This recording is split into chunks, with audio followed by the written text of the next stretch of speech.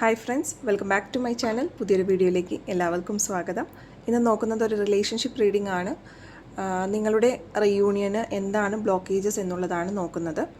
അപ്പോൾ നിങ്ങളുടെ തിങ്കിങ് ആണോ, എക്സ്റ്റേണൽ എന്തെങ്കിലും ഇൻഫ്ലുവൻസും കാര്യങ്ങളും ഉണ്ടോ ഈ റിലേഷൻഷിപ്പ് റിയൂണിയനായിട്ട് എന്നുള്ള കാര്യങ്ങളാണ് നോക്കുന്നത്.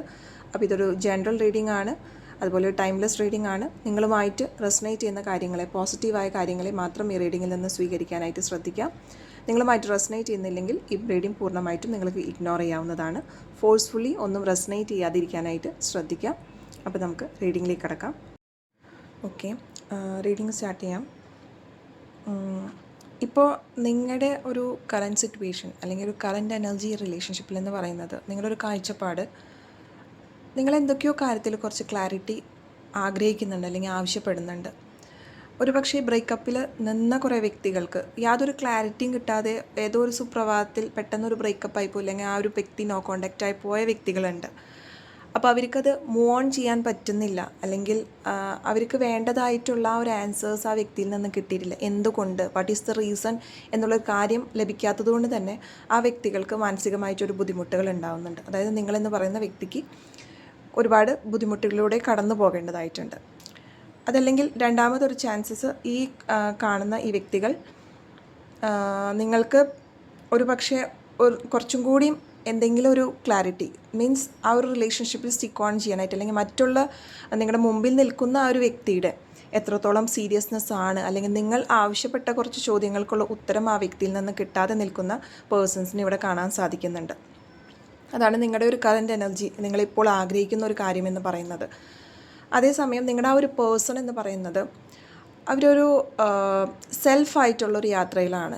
പല കാര്യങ്ങളിലും അവർക്ക് എന്തൊക്കെ ആവശ്യമാണ്, അല്ലെങ്കിൽ അവർ എങ്ങനെയാണ് പെരുമാറേണ്ടത്, അല്ലെങ്കിൽ അവർ ഈ റിലേഷൻഷിപ്പിൽ എന്ത് സ്റ്റെപ്പാണ് എടുക്കേണ്ടതെന്നുള്ളതിൽ അവർ തന്നെ ഒരു സെൽഫ് അനാലിസിസ് പോയിക്കൊണ്ടിരിക്കുന്ന ഒരു രീതിയാണ് ഇവിടെ കാണുന്നത്.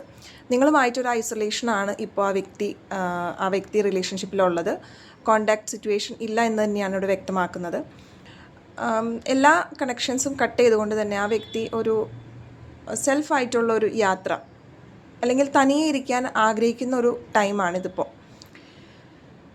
പിന്നെ ഈ ഒരു റിലേഷൻഷിപ്പിൽ നിങ്ങൾ ഭയക്കുന്ന കാര്യമെന്ന് പറയുന്നത് ഒരു അറ്റാച്ച്മെൻ്റ് ആകുമോ, അല്ലെങ്കിൽ ഒരു ഒബ്സഷൻ പോലത്തെ ഒരു സിറ്റുവേഷൻസ് നിങ്ങളുടെ ലൈഫിൽ വരുമോ എന്നുള്ളൊരു കാര്യം നിങ്ങൾ ഭയക്കുന്നുണ്ട്. ഒരുപാട് ഇമോഷണൽ ബോണ്ടിങ്ങിലേക്ക് പോകുമോ, എനിക്ക് ഇതൊരു ടോക്സിക് ആയ റിലേഷനായി മാറുമോ എന്നുള്ള പല ഭയങ്ങളും നിങ്ങളെ സംബന്ധിച്ചിട്ട് ഈ ഒരു ടൈമിൽ നിങ്ങളുടെ മൈൻഡിലൂടെ കടന്നു പോകുന്നുണ്ട്. ഇടയ്ക്കെങ്കിലും നിങ്ങളുടെ മൈൻഡിൽ ഈ ഒരു ഫിയർ ഫാക്ടർ വരുന്നുണ്ട് എന്ന് തന്നെയാണ് ഇവിടെ മനസ്സിലാക്കാൻ സാധിക്കുന്നത്. അപ്പോൾ ഈ ഒരു റിലേഷൻഷിപ്പിൽ നിങ്ങൾ പോകുന്നുണ്ടെങ്കിൽ, ഇപ്പോൾ ഒരു നോ കോണ്ടാക്ട് സിറ്റുവേഷനിൽ പോകുന്ന വ്യക്തികളാണെങ്കിൽ കൂടി, നിങ്ങൾ പോയിരുന്ന ആ ടൈമിൽ നിങ്ങൾ ഒരുപാട് ഭയക്കുന്നുണ്ട് പല കാര്യങ്ങളും. മേ ബി നിങ്ങൾക്ക് പാസ്റ്റിലുണ്ടായിരുന്ന പല ട്രോമാസ്, ആ ഒരു പാറ്റേൺ വീണ്ടും ഫോളോ ആകുമോ, അല്ലെങ്കിൽ വീണ്ടും അത് തന്നെ എൻ്റെ ലൈഫിൽ സംഭവിക്കുമോ എന്നുള്ള കാര്യത്തിലും നിങ്ങൾ ഭയക്കുന്നുണ്ട് ഇവിടെ. എന്തായാലും ഓവറായിട്ടുള്ളൊരു ടെംപ്റ്റേഷനിലും എഡിക്ഷനിലേക്കും കാര്യങ്ങൾ പോയി കഴിഞ്ഞാൽ അത് നിങ്ങൾ ഉദ്ദേശിച്ച പോലെ ഒരു ഇമ്പാക്റ്റ് ക്രിയേറ്റ് ചെയ്യാൻ പറ്റിയില്ലെങ്കിൽ, അല്ലെങ്കിൽ നിങ്ങൾ ആഗ്രഹിച്ച പോലൊരു റിലേഷൻഷിപ്പിലേക്ക് അത് പോയില്ലെങ്കിൽ നിങ്ങളത് എങ്ങനെ ഓവർകം ചെയ്യുന്നുള്ളൊരു ഫിയർ ഫാക്ടർ നിങ്ങളുടെ മൈൻഡിലുണ്ട്. അതേസമയം ആ ഒരു വ്യക്തിയെ സംബന്ധിച്ചിട്ട് ആ വ്യക്തിക്ക് ഇപ്പോൾ ഒരു ആക്ഷൻ എടുക്കാൻ ഒരുപാട് ചിന്തിക്കണം. അതിൻ്റെ വരും വരായകളൊക്കെ ചിന്തിച്ചുകൊണ്ട് മാത്രം എടുത്തൊരു തീരുമാനം എടുക്കാൻ ആ വ്യക്തി ഇപ്പോൾ തയ്യാറല്ല. ആ ഒരു കാര്യം ആ വ്യക്തി ഭയക്കുന്നുമുണ്ട്. പെട്ടെന്നൊരു തീരുമാനം എടുത്ത് അത് ശരിയായില്ലെങ്കിൽ ലൈഫിലാകെ പ്രോബ്ലം ക്രിയേറ്റ് ആകുമോ എന്നുള്ളൊരു സംശയം ആ വ്യക്തിയെ സംബന്ധിച്ചിട്ട് മനസ്സിലുണ്ട്. അതുകൊണ്ട് തന്നെ ആ വ്യക്തി ഇപ്പോൾ സ്റ്റെപ്പ് ബാക്ക് ചെയ്ത് നിൽക്കുകയാണ്. ഒരുപാട് കാര്യങ്ങളെക്കുറിച്ചിട്ട് ഇപ്പോൾ ഒരു ആക്ഷൻ എടുക്കാനായിട്ട് ആ വ്യക്തി തയ്യാറല്ലാത്ത ഒരു എനർജിയിലാണ് നിൽക്കുന്നത്. ഇപ്പോൾ ഒരു ഡിസിഷൻ എടുക്കാൻ ആ വ്യക്തി വളരെയധികം ഭയക്കുന്നുള്ളതായിട്ടാണ് ഇവിടെ കാണുന്നത്. എക്സ്റ്റേണൽ ഫാക്ടേഴ്സായി നോക്കുകയാണെങ്കിൽ നിങ്ങൾ തമ്മിൽ ഏതെങ്കിലും ഒരു വ്യക്തിക്ക്, അല്ലെങ്കിൽ രണ്ട് വ്യക്തികളും ഇപ്പോൾ കൂടുതലുമായിട്ട് സ്റ്റെബിലിറ്റി ആഗ്രഹിക്കുന്ന വ്യക്തികളാണ്. അത് കൂടുതലും ഫിനാൻഷ്യൽ ആയിട്ടുള്ളൊരു സ്റ്റെബിലിറ്റി, അല്ലെങ്കിൽ നിങ്ങൾക്കൊരു സൊസൈറ്റിയിലൊരു സ്ഥാനം, അങ്ങനത്തെ കാര്യത്തിലൊക്കെ കുറച്ചും കൂടി ഫോക്കസ് ചെയ്യുന്നത്, കൂടുതലും സാമ്പത്തികമായിട്ടുള്ള കാര്യങ്ങളിലേക്ക് രണ്ട് വ്യക്തികൾ അല്ലെങ്കിൽ ഏതെങ്കിലും ഒരു വ്യക്തി ഇതിൽ ഫോക്കസ് ചെയ്യുന്നതായിട്ട് ഇവിടെ വ്യക്തമാണ്. നിങ്ങൾ ഈ റിയൂണിയന് മുമ്പായിട്ട് നിങ്ങൾക്ക് പല കാര്യങ്ങൾ നിങ്ങളിപ്പോൾ ഈ ലൈഫിൽ ചെയ്യുന്നുണ്ടാവാം. പല ഫാൻറ്റസിയിലേക്ക് നിങ്ങളുടെ മൈൻഡ് പോകുന്നുണ്ടാവാം.